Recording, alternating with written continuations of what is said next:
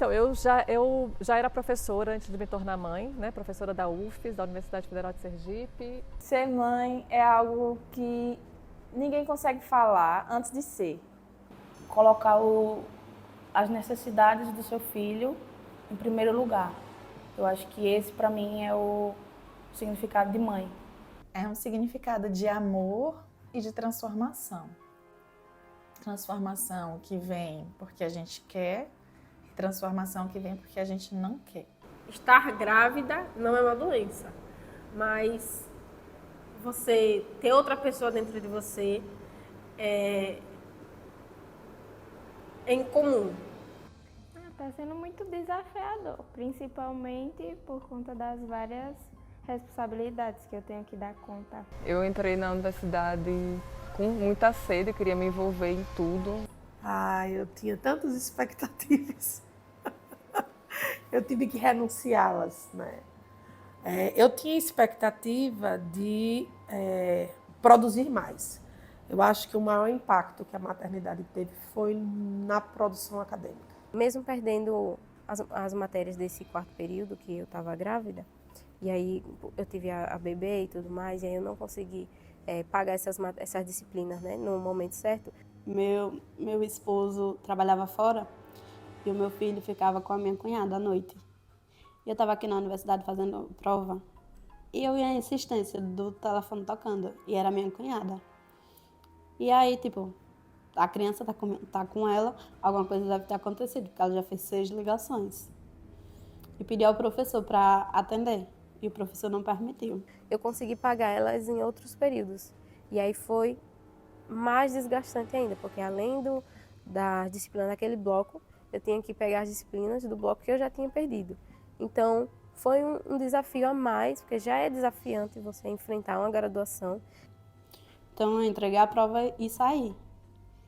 E aí, minha criança tinha caído, tinha ido para o hospital e estava sendo transferida para cá. E eu fui com minha cunhada para o hospital. E, tipo, fiquei precisando de alguns décimos para conseguir finalizar, para conseguir a nota. E conversei com o professor, mostrei tudo, a medicação, mostrei que de fato estava no hospital e pedi para refazer a prova, pelos 5 décimos. E ele não me deu. No meio do caminho, eu descobri a gravidez e isso mudou muito, me limitou na academia, né? Eu fiquei mais reclusa por conta disso, aí tive menos oportunidades, acabei me envolvendo pouco também com os colegas e os professores, justamente porque meu tempo na universidade era limitado.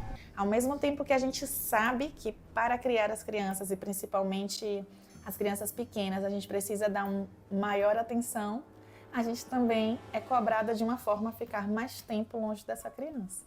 Foi a parte mais difícil. Foi eu voltar, porque eu ainda amamentava. E eu recebi um e-mail que eu tinha que voltar, porque já tinha passado os dias da minha licença. Eu tive que parar de amamentar por conta de estar aqui. No primeiro momento foi doloroso. O problema que eu mais enfrento é justamente isso, que ele é uma criança, ele não entende, ele quer atenção, ele tem necessidades e, infelizmente, a vida acadêmica não espera. Aí você fica... São 2 pesos e 2 medidas, assim, digamos assim, né? Que é seu filho e a saúde dele, né? Porque ele amamentava exclusivamente. E também a universidade, porque eu não queria trancar. A universidade não tem infraestrutura para mim, para o meu filho. Eu não tenho onde deixar ele. Quando eu trago ele, no caso, para a universidade, ele não tem onde ficar, ele fica comigo na sala. Eu achei que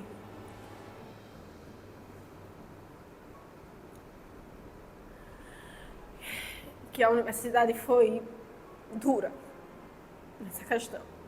Então, olha só, a criança que estava dormindo há 24 anos atrás, numa mesa, dentro do laboratório de biologia, vai se formar em biologia, vai defender o TCC dia 7 de novembro. Eu sou bióloga, e criei minha filha dentro da biologia, trabalhei na pós-graduação em ecologia, ela dormiu no chão, meus filhos dormiram no chão, todo mundo viu ela crescer e hoje ela está se formando, ela vai se formar em biologia.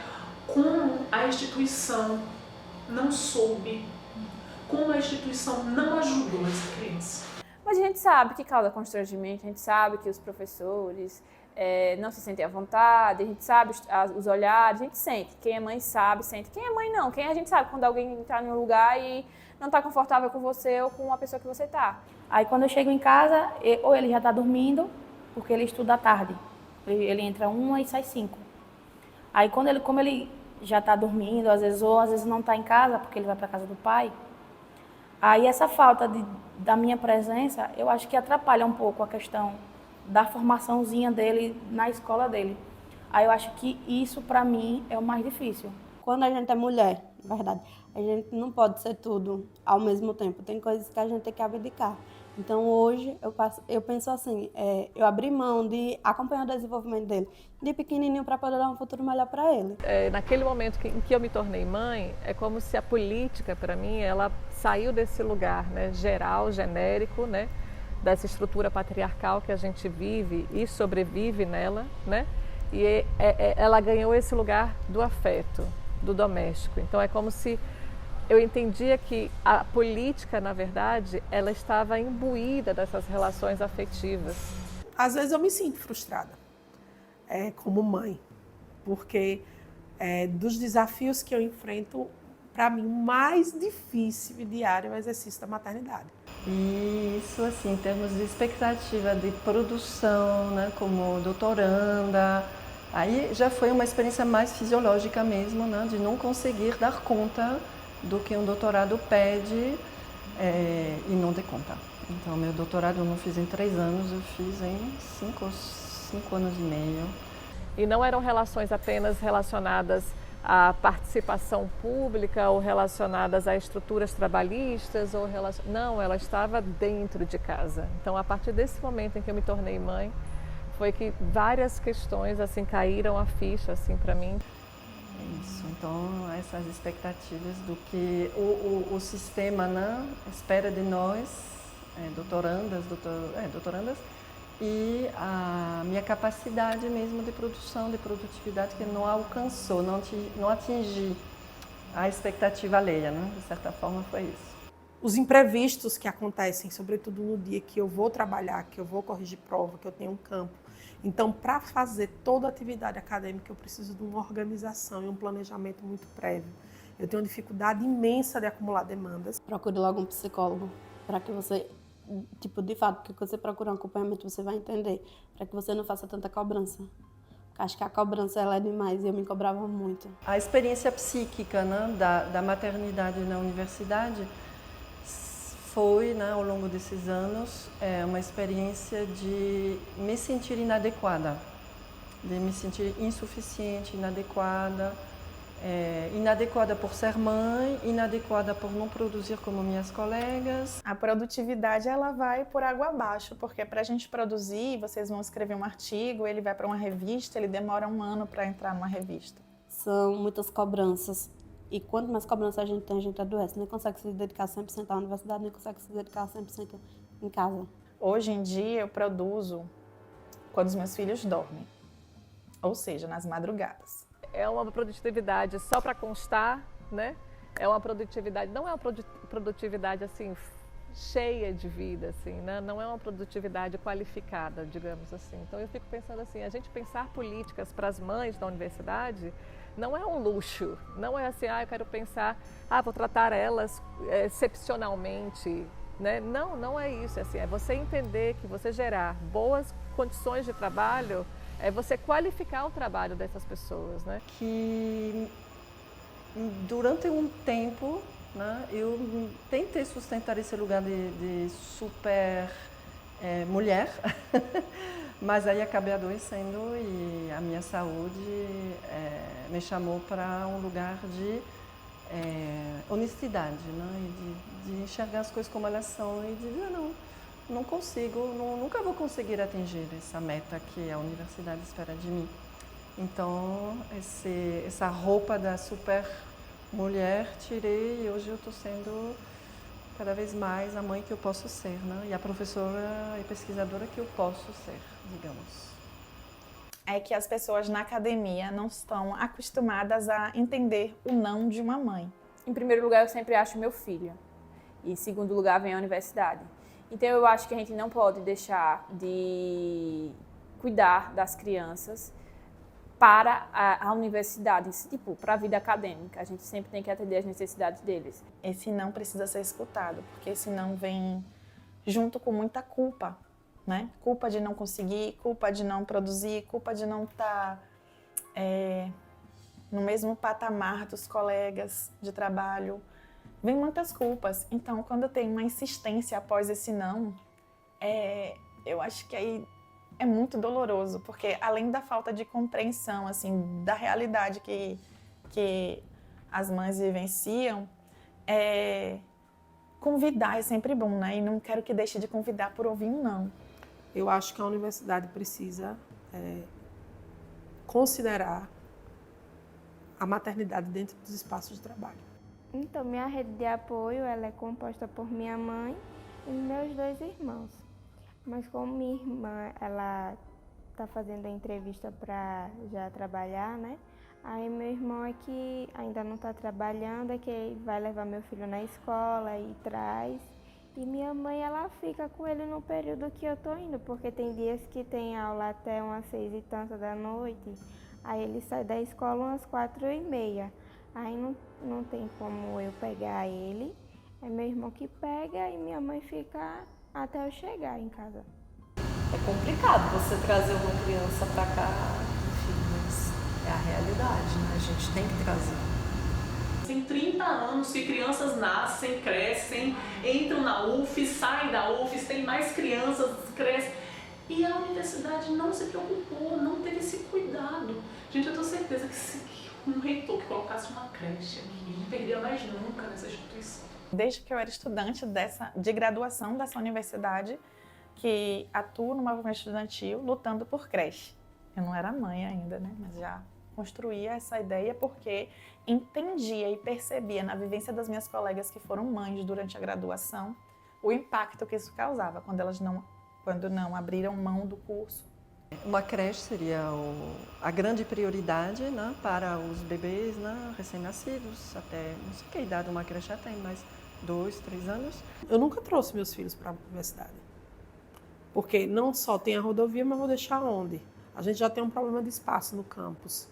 Então, se houvesse uma creche, um espaço que acolhesse as mães, alunas, né, terceirizadas, docentes, seria diferente. Então, eu acho que a principal demanda é creche. Um fraldário, que eu imagino assim, uma creche é uma coisa, mas tem 1 ou 2 fraldários também. Meu filho usa fralda, mas eu não tenho necessidade de um bebezinho de colo, que troca muito e tudo mais.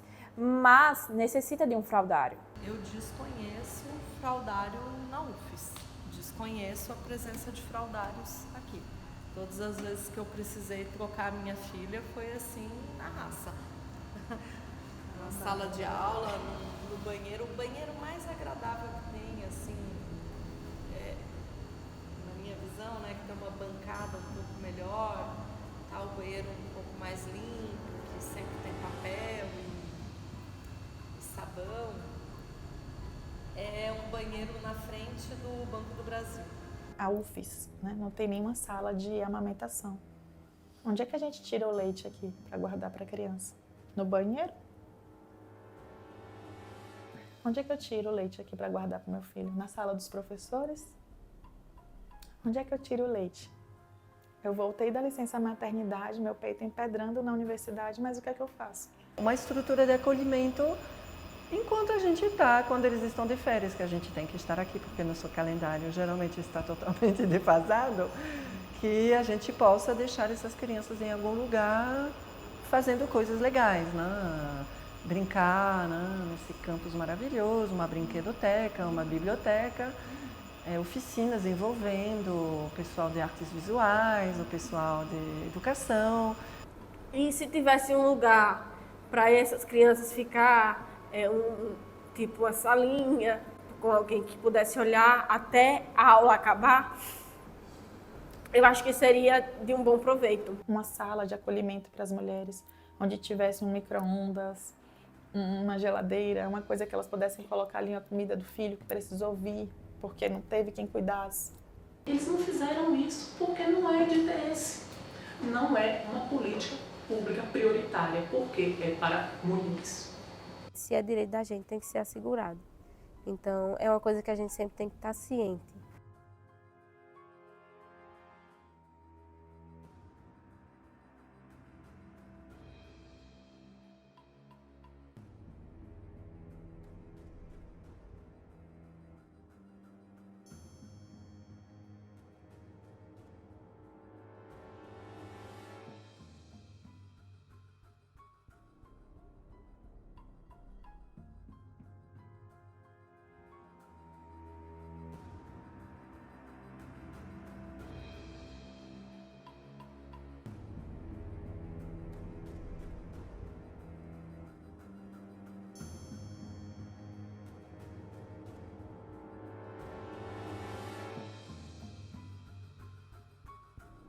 Eu ter um útero e eu ter gestado, né, e parido me fez sentir como profundamente inadequada, julgada e como essas microviolências ressoaram tantos anos, né, no meu ser, até que eu finalmente falei, não, chega, eu não tenho que me sentir ou envergonhada ou inadequada, né, por nada disso.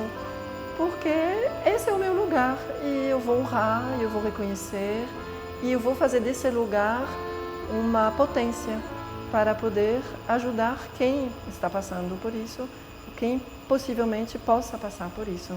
Então, que essas microviolências me deram força para buscar outras mulheres e a gente formar esse coletivo, né? É mais ou menos isso. Eu queria dizer para todas as mulheres que são mães e que não são mães também, que não desista, porque a faculdade, ela precisa da gente. A faculdade precisa de mulheres que sejam corajosas, fortes, apesar de que não seja muito fácil. Mas eu digo que a maternidade, me tornar mãe, me fez eu ter mais uma motivação de continuar buscando os meus objetivos na vida. Quando a maternidade surgiu para mim, a música de Marina Peralta, Mama Respect, veio para mim também assim, num verso da música que fala: até tentei falar de outro assunto, temi não consegui, e agora eu me pergunto, quantas mães guardaram seus dons na gaveta? Adia mais um dia que é hora da teta.